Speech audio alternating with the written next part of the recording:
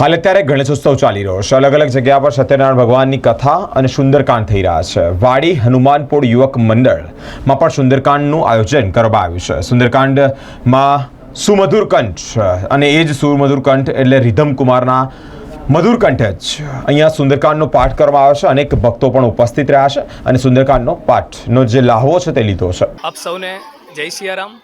આજ રોજ તારીખ 10/9/2024ના રોજ હનુમાનપોળ યુવક મંડળ દ્વારા સુંદરકાંડ પાઠનું આયોજન કરવામાં આવ્યું હતું, જેમાં ખૂબ જ સરસ રીતે આ બાળકોએ અને ભાઈઓએ ખૂબ જ સુંદર આયોજન કર્યું હતું અને ખૂબ જ સુંદર રીતે આ સુંદરકાંડ પાઠનું લોકોએ શ્રવણ લાભ કર્યું છે।